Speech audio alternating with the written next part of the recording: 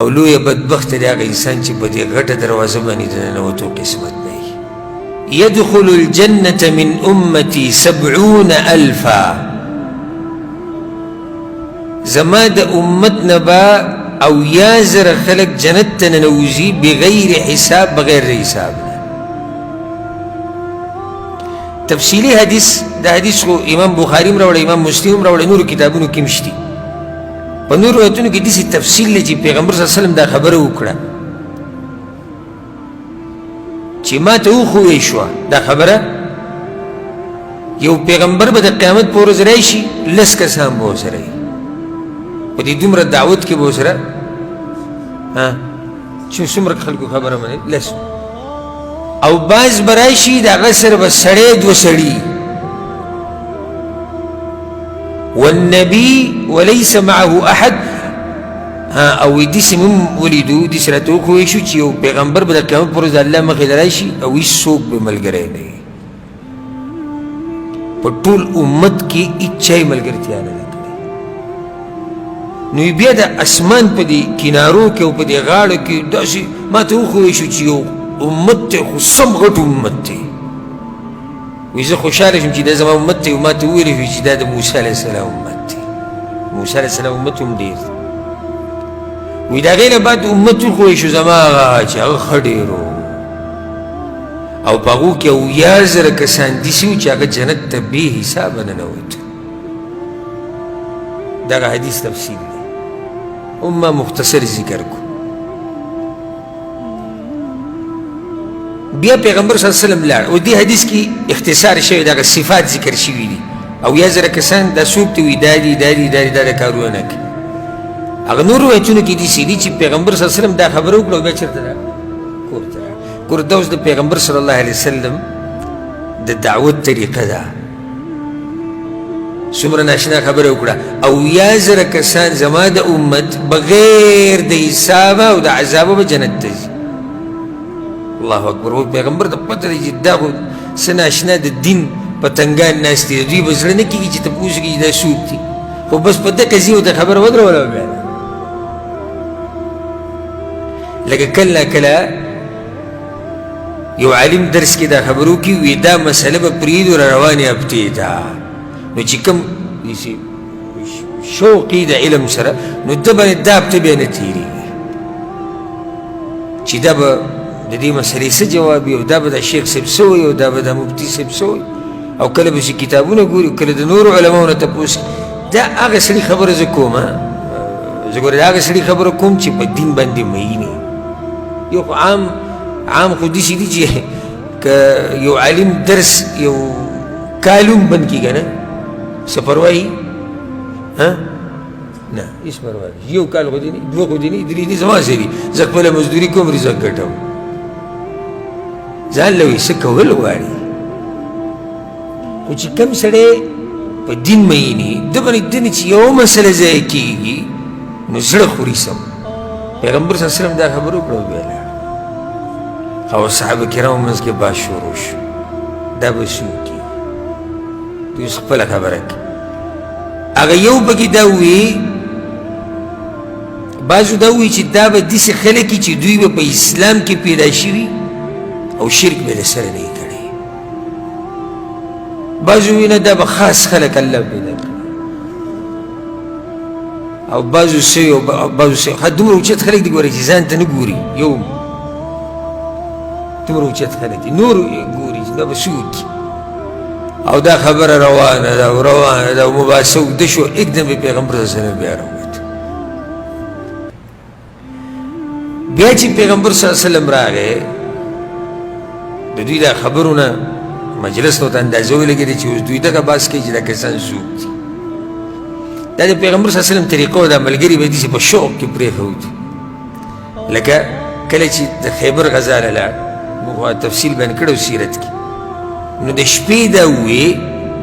وی سبا به زه جنډه هغه چاله ورکومه چې هغه سړی په الله مین دی د الله په رسول مین دی او الله او د الله رسول په دغه سړي مین دي. دا ګټه خبره لکه دا ګټه نه دی چې دا سړی الله او د الله په رسول مین دي دا خو ټول مین دي صحابه کرام خو زه ټول ځان قربان خو دا ډېره ګټه دی چې الله او د الله رسول په دې سړي مین دي وی چې کله سحر شو او د جنډې ورکولو وخت راغی نو هر یو مخکې مخکې کېدو. عمر بن خطاب وی پخپله وی ما په ژوند کې د مشرتیا ارمان چېرته نه دی کړی چې زه مشر شوی، خو په دغه ورځ مې دا ارمان و چې جنډه ماته میلاو شي. نو پیغمبر صلی الله علیه وسلم چې د صحابه کرامو ته وکتو نو هر یو سر کته به راکوو که ماته آواز وکړي ماته د ناشنا سړي نوم واخیستو د سره بازي کې ونو وی علي بن ابي طالب چې شو یا رسول الله خو بیمار دلته پروت دی هغه راوغلی هماغه بیمار له جنډه سترګې زخمي وي. ګوره الله چې چاله څه ورکوي که نه هغه ایتونه چې کوم عامر بن قیس وایي چې درې ایتونه یي الله چې چاله څه ورکوي. اوس د چا د یو صحابي په ګمان کې دا نه ده چې علي بن ابي طالب ته جنډه میلاویږي. علي بن ابي طالب خو د دې خبرې نه بلکل څه دی بهر دی، هغه بیمار دی ځکه چې د کافرانو منځ ته چې کوزېږي دی به بیماري سترګې کار نه کوي دی څنګه کوزېږي منځ ته. اچھا دا وی چې کېدی شي ابوبکر صدیق ته میلاو شي دا مشر دی چې عمر بن خطاب او چا چې الله یې د چا په نصیب کې ولیږي حقه سړی راوغوښتو هغه وی رسول الله زما سترګې ښه نه ځي. پیغمبر صلی الله علیه وسلم خپلې لاړې مبارکې د هغه په دې سترګو کې ولګولې او د هغه مخکې نه یې ښه کار شو او بیا ولې جنډه ورکړه. نو دا د پیغمبر طریقه وه. اوس د شپې ملګرو ته دا وایي چې سبا به زه داسې کس ته جنډه ورکوم دا شپې بې دقیقه شان تېره کړه چې دوی په شوق کې. بیا چې پیغمبر صلی الله علیه وسلم راغی که دا څوک دي دا اویا زره کسان نو وی واورئ جواب هم الذین لا یسترقون ولا یتطیرون وعلى ربهم یتوکلون. درې صفات ذکر شوي دي او په بل حدیث کې ورسره راځي ولا یکتوون څلور ذکر شوي دي. دا هغه خلک دي چې د چا نه دم نه غواړي یوه. دویم ولا یتطیرون بدفعلي نه کوي. دریمه داغ نه لګوي بدن باندې چې داغونه لګوي یا وسپنه ګرمه کي یا بل څه شی ګرم کي داغ لګوي پخوا دا ډېر. وعلى ربهم یتوکلون او په خپل رب یې ځان سپارلی دی. د حدیث امام بخاري دې ټکي دپاره راوړی. اوس ګوره د دې حدیث که ډېر وضاحت غواړي دا ما د کتاب التوحید د شیخ محمد بن عبدالوهاب رحمه الله د کتاب شرح چې کوله کتاب التوحید په هغې کې ما د دې حدیث ښه پوره تفصیل کړی. اوس وخت لږ دی څو منټه وي. لا یسترقون هغه خلک دي چې دم نه غواړي. دم د چا نه غوښته ګناه نه ده خو غوره نه دي. دم غوښته څه ته وایي چې یو چا ته دا وایي چې ما دم کړه دا کار غوره نه دی خو که چا وکړو ګناهګار دی که نه دی؟ نه دی ګناهګار. تاسو شک کې څوک چې چاته ما دم که ګناهګار دی؟ نه دی ګناهګار خو اوچت کار یې ونه کړو.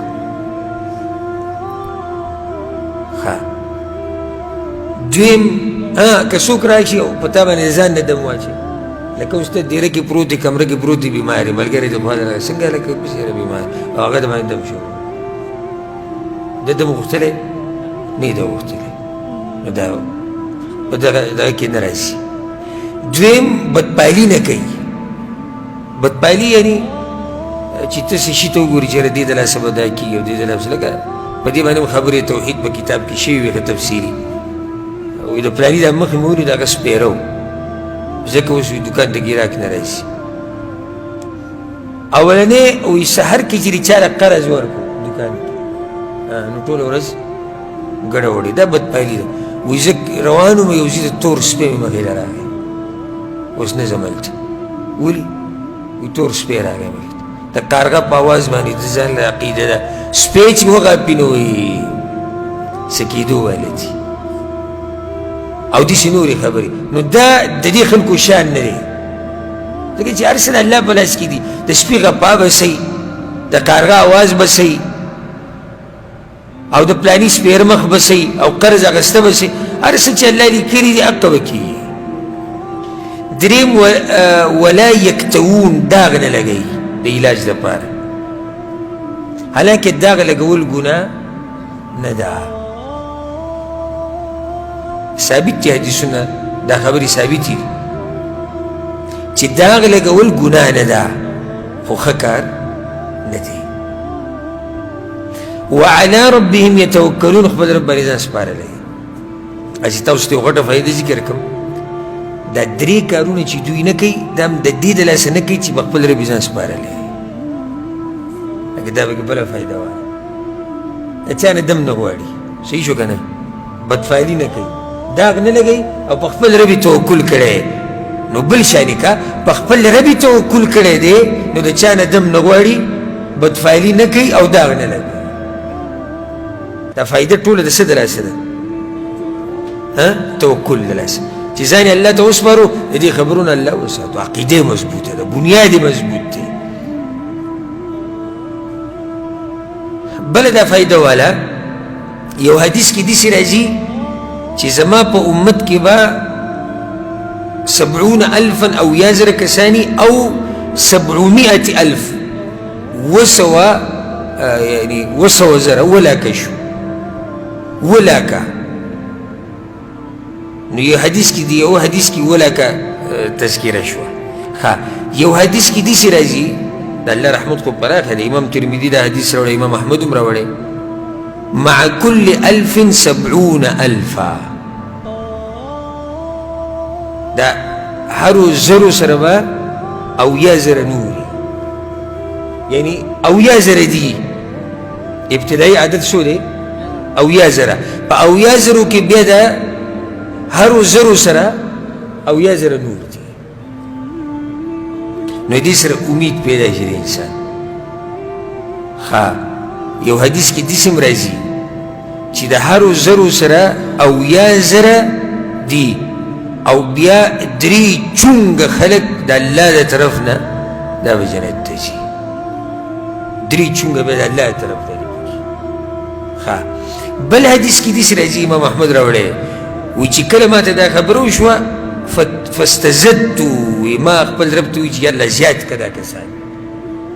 لکه اویا زره خو لږ دي